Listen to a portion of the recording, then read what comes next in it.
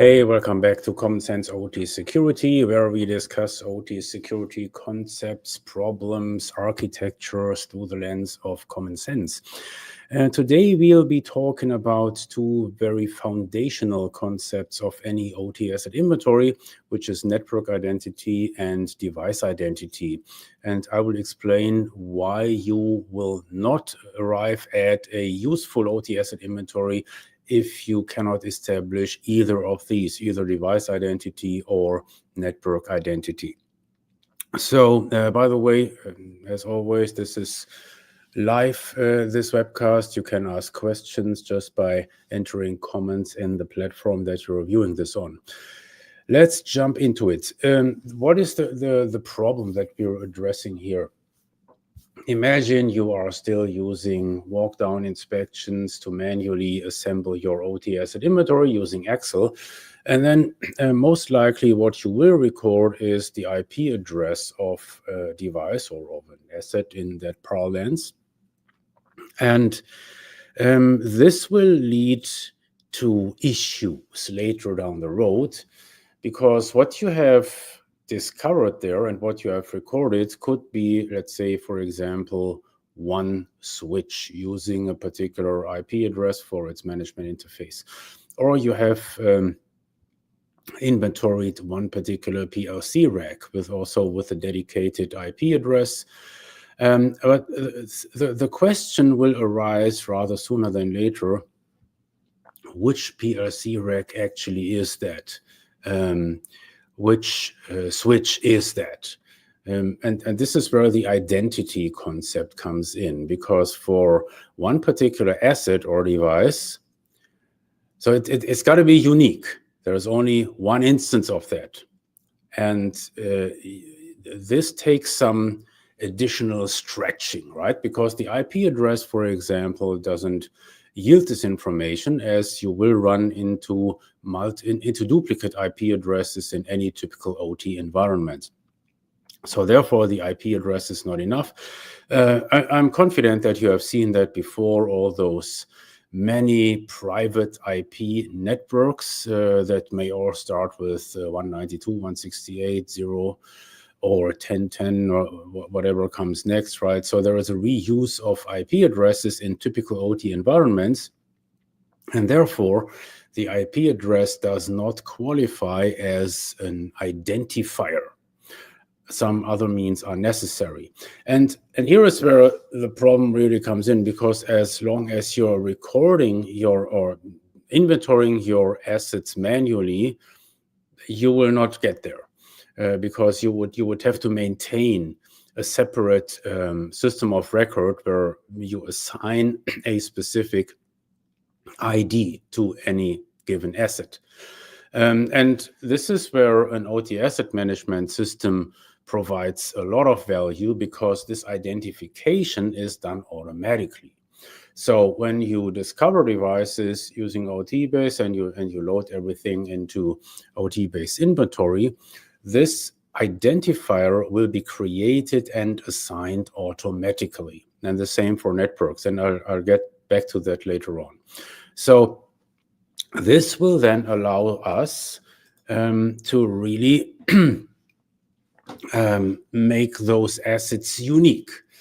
Let's look at a very simple example. So here we have the device inventory in OTBase. And let's just pick this particular switch as a first example. So it's not just that we know this is a Rockwell 7083-HMS. We can also assign a specific geolocation to it, like in that particular server room. We can highlight that in a floor map where that actually is. And we see all the additional information. But the important thing is, it doesn't matter how many of these switches I have, most likely a lot of them in a typical manufacturing environment. They could even share the very same IP address, certainly in different networks, and they will still be uniquely referenceable. So this is what you're going to see in the device profile. So this capability is very foundational, that you are able to to assign an identifier to a device, and I will provide more reasons why that is so important and foundational later on. Let's just look at another example. So this is what you would usually see in OT base as device identifiers. They usually start with the name of the discovery node that has discovered this device, and then an abbreviation or acronym for the device type, in this case communication adapter, and then an enumerator, and that enumerator is maintained automatically. That means the next PLC rack that would be discovered would have then number 2, number 3, number 4, etc. The other interesting thing here is that you absolutely can change those device IDs that you see here in this column. Okay, if you don't if you don't like the automatically assigned device ID, you can change that, and as long as your new device ID is unique. So and OT base will make sure that this is a given. And then you can name it what might make more sense to you. So you could use the host name if there is a useful host name for that device, and assign that to the device identifier. So this leads us to a very related problem, and that has to do with networks.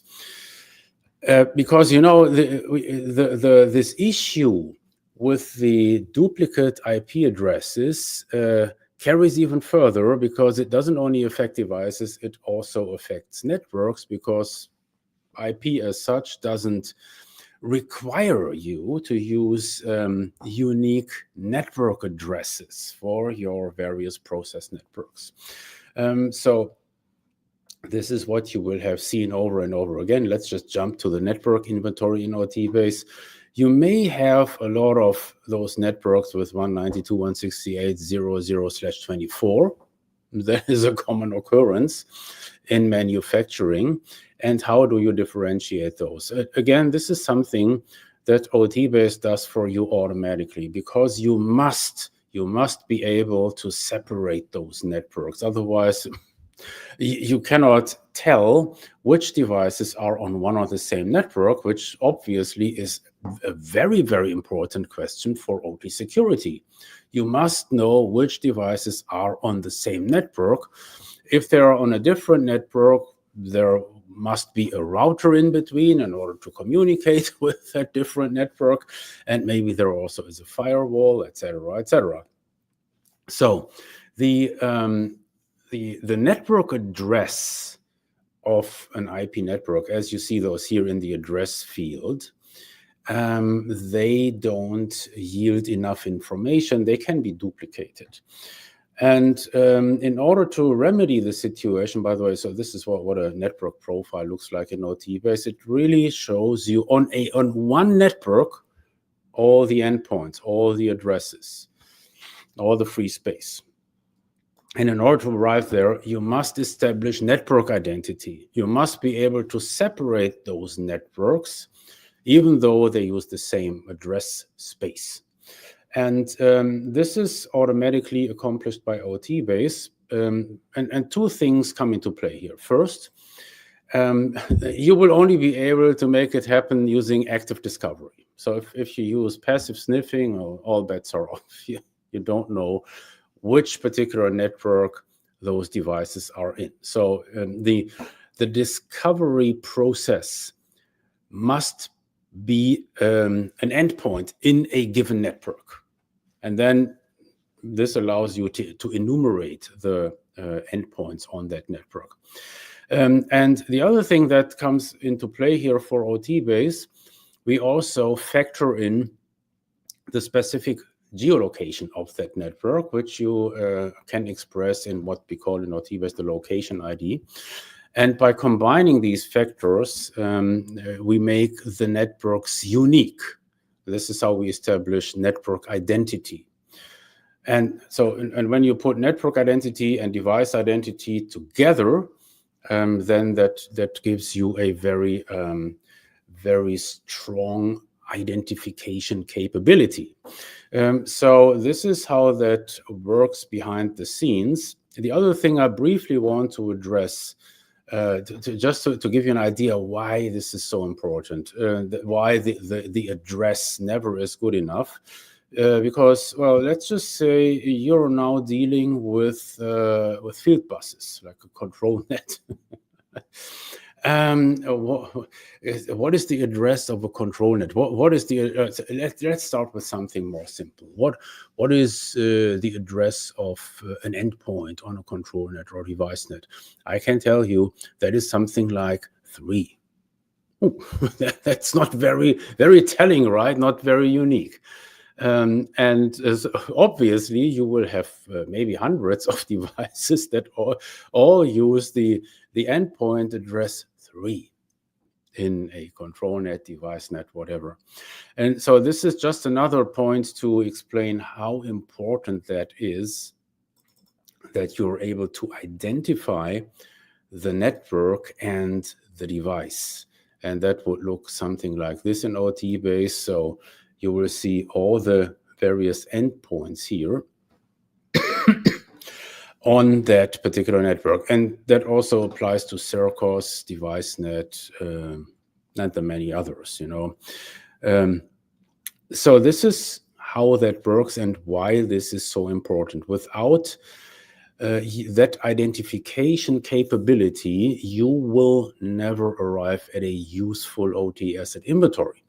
Because at some point in time, you will need to do your risk assessment as an example, and that risk assessment will heavily involve things like, which network is this device actually on? Which other devices are on that same network? I mean, especially for all those Purdue aficionados, you must know about network architecture, right? And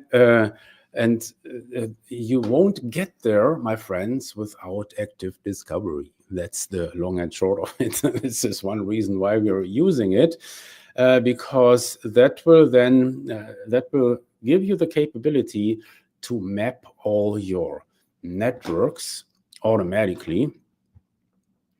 Could look something like this here, where you can do the automatic topology diagrams. This is created automatically. There is no manual editing involved here. And this is what you need for your OT security, risk assessment, etc.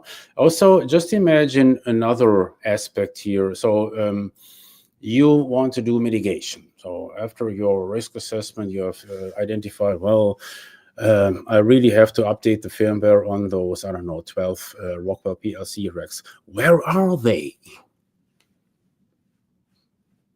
So this leads us to geolocation, etc., the specific building, room, cabinet that those things are in, because this is what you need to know when you need to do any configuration changes on those devices. In other words, it's a must-have, and unfortunately often overlooked. So let's get back to the starting point. If you're doing your OT asset inventory manually using Excel, you don't have that information. You don't have device identity. Maybe, just maybe, you have network identity, but you don't maintain a device identifier. However, there is one way out, one solution, if you are still one of the Excel fanboys. And that is, if you would use our OT-based snapshot service, let's just go there rather quickly. So on our homepage, from there you go to products, and then you find OT-based snapshot here. So that is a service that will create an Excel spreadsheet for you with a couple of worksheets, devices, rack modules, Windows applications, known vulnerabilities. And the important thing is that in all of those worksheets, you will see the device identifier exposed, like in this first column here. And again, this is created automatically by OT-base. OT-base during import has some inbuilt logic that helps it to identify, wait a second, I have seen that device before. So let's just assume which is also a very common situation in OT, your device is on multiple networks, and it's discovered by multiple OT-based discovery nodes, and then that information is consolidated during import. Okay, so and then based on that, OT-base would see, well, wait a second, I've seen this guy before. And this is made possible by a pretty complex reconciliation process that factors in not just network addresses, because you know about those problems, but it would also factor in like serial numbers, etc. And then we arrive automatically at this device identifier. And now here is the cool thing. So hear me out. It gets better and better. So let's look at this other table that also is created by OT-based snapshot, where you see all the rack modules in your PLC racks. And how would you be able to relate those rack modules to a specific rack? Well, simple answer is via the device ID, which is also exposed in this table. Again, it still gets better. Let's think about Windows applications, which are also automatically discovered by OT-base. So at the end of the day, you look at your worksheet with all the software applications that are installed on your Windows boxes. You even see the last the timestamp of the last execution time, the days since last execution. How would you now know on which device they actually are hosted? Again, this is where the device ID comes in, which you see exposed here in that first column. And finally, for the known vulnerabilities, also identified automatically by OT-based snapshot, you will be looking at, I don't know, 100,000 vulnerabilities. How would you know what is the affected device? Well, what about the device ID? Here you have it, right? So there is this, again, this specific column that exposes the device ID. And so now you get the point.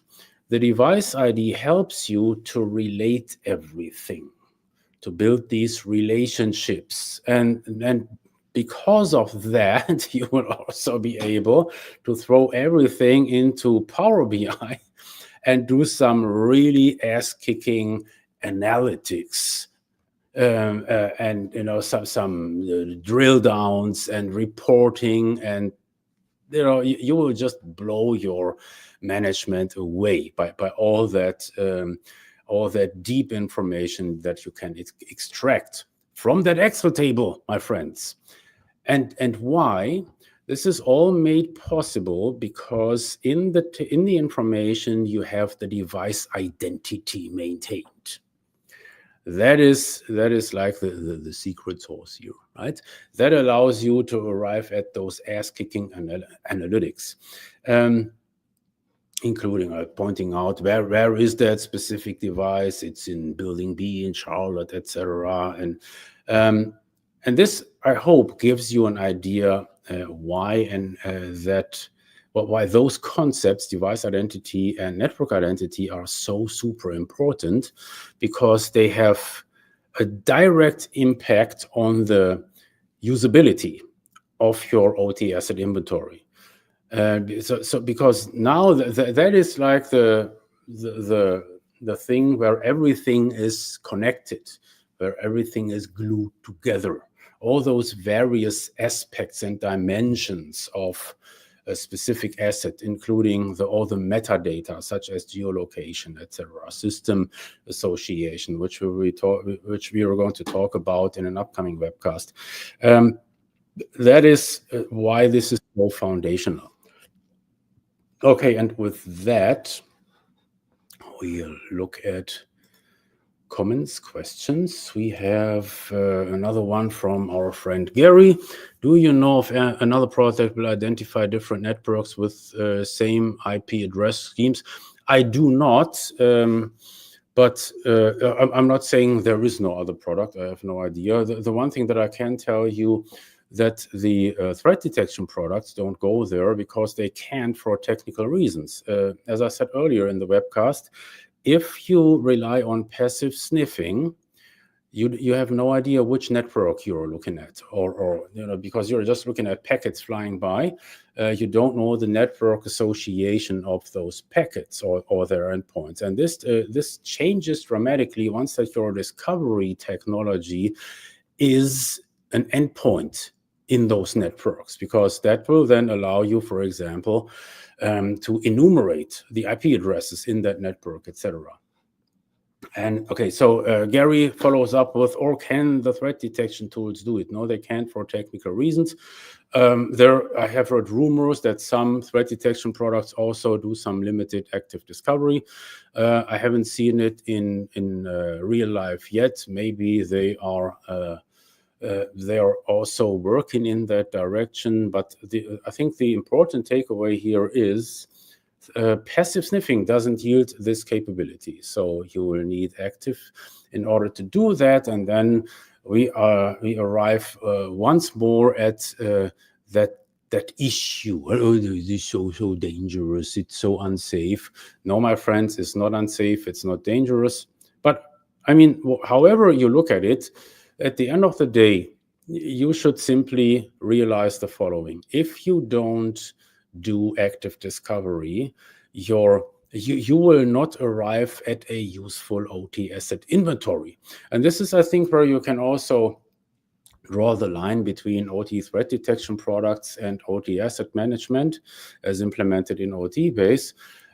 As far as I understand it, the value proposition of OT threat detection products is to inform you about malicious or potentially malicious traffic. If you want to do that, passive sniffing is the way to go. On the other hand, OT-based doesn't do any passive sniffing. It doesn't do any threat detection. It doesn't do any deep packet inspection. So if that is what you want to get, OT-based will not deliver it. You need a threat detection product. And I think the problem starts with OT threat detection vendors to allege that their technology could also be used to provide an OT asset inventory, which it can't, at least not in any useful manner. So it's severely limited. You will probably not get anything that would be better than from what you would be able to collect manually in a walk-down inspection. And this is where the technologies really divide the value that you can expect from any of these products. Okay, so that is almost it. No, Gary follows up with another question. Well, you're becoming the most active user here. What kind of big infrastructure business has the most devices in your experience? I don't know what you mean with big infrastructure business. So if you would, if let's just assume you had in mind which industry, then I think the answer is pretty simple. That is discrete manufacturing.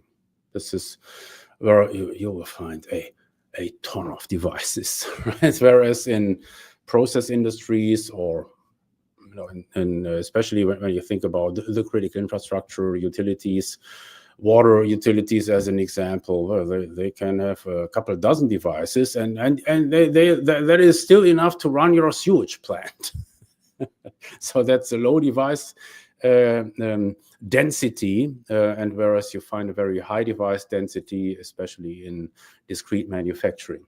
Okay, so that's what I wanted to talk about today, and in a follow-up webcast we will then explore other foundational concepts like geolocation and system association. See you next week. Bye-bye.